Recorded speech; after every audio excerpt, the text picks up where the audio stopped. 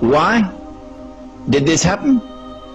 Because the difference between real money and paper money, money which is sunnah and paper money, is that money which is sunnah is money in which the value of the money is in the money. Someone should teach that to the Saudis. Go teach it to the Saudis who want to teach Islam to all the rest of the world. Go teach it to the Saudis. The value of the money is in the money. The definition of the paper money is that the value of the money is no longer in the money. And so the value can be changed. Every time the value is changed, the value goes down. What happens when the value of money goes down? The first thing is that there is a massive transfer of wealth from the masses to that predatory elite, which in this case was the government, Uncle Sam.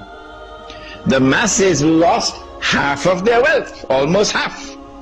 That's the first thing that happens when the value of the paper money goes down. What's the second thing that happens? The answer is this. I worked for the whole month. I got my salary in gold. Could buy a camel. Took it home. Put it underneath the pillow. Took it off after 5 years. You could still buy the camel. 10 years, you could still buy the camel. But when I get my salary in paper now, I can buy a camel, take it home, put it underneath the pillow. A few years later, when I take it out, can't buy a camel anymore. Could only buy a jackass now.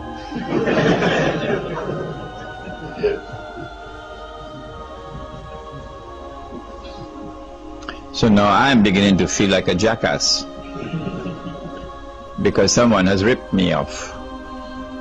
Where did my money go? If you could answer that question, where did your money go? Who took your money? And how did they take your money? You would understand the game that they're playing. We used to have men like that. In North America we had one Islamic scholar who was like that, and then they killed him. A man named Malcolm X. He didn't have a PhD from Al-Azhar, but he could see better than any sheikh. Who took my money? And how did they take him? Did they take it? A few years later I take the money out of my pillow. Can't buy a jackass anymore. Can only buy a goat. A few years later, can't buy a goat anymore. Can only buy murgi. Dajaja. Chicken. I mean, you got to eat a lot of halwa not to be able to see that this is haram. The rip-off has taken place. The thieves have looted everything. Our people are now in miserable poverty, destitution, imprisoned in that poverty. كَادَ الْفَقْرُ أَنْ يَكُونَ كُفْرًا, said the Prophet ﷺ, that this poverty and destitution can lead a people to kufr, and that is what is happening in many parts of the world. How is it taking place? They started with gold, paper being redeemable in gold. And then came 1933, when we should have woken up to see the game, but we didn't wake up. So in 1944, at the end of the Second World War, they now consolidated the system in the creation of an international monetary system now. Consolidated. The new international monetary system emerges out of the Bretton Woods Agreement in upstate New York. Every Darul Uloom should make it obligatory for the student to study the Bretton Woods Accord. You must study the Bretton Woods Accord to understand monetary economics today, so you can understand the subject of riba. Is it taught in the Darul Room? No, it's not. At Bretton Woods, what did they do? They said, no longer will paper be redeemable in gold. Only one paper will be chosen to be redeemable in gold. All the rest will not. The one paper which was chosen was the US dollar. So the US dollar will be redeemable in gold, but not sterling pound, and not Pakistani rupee, and not Indonesian rupiah, not Australian dollar. No, only one. So this is a major blow to the integrity of money. The second thing that they did was to declare that the only people who could come to Uncle Sam to redeem their paper for gold are governments. You and I can't do it. Only governments, only central banks.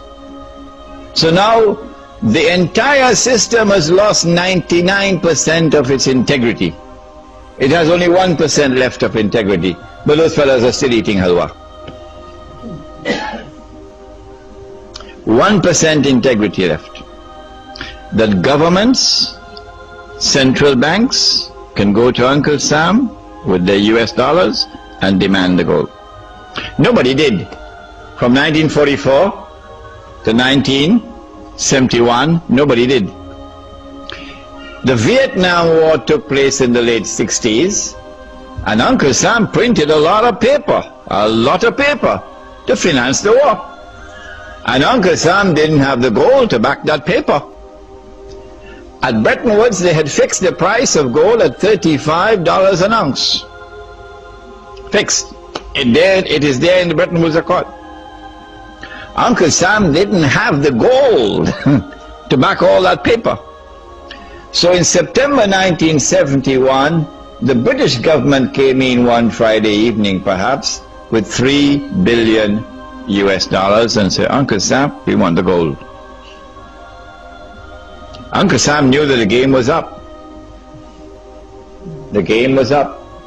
Because come Monday morning, guess who is going to be at the front of the line? Saudi Arabia. Or who behind Saudi Arabia? Kuwait. Huh? And a whole long line of people, of government, central banks, we want the gold.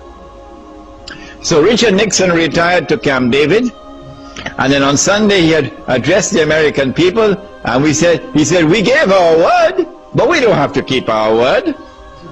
We gave our word, but we don't have to keep our word. We will no longer honor our obligation under Bretton Woods to redeem paper for gold from central banks. And so since September 1971, this may be news for some of you who have been eating halwa, since September 1971, there is no legal link between paper and gold. It's gone. Now all that they have to do, those who want to rule the world, all that they have to do is to take control of money. Anyone who takes control of money can rule the world.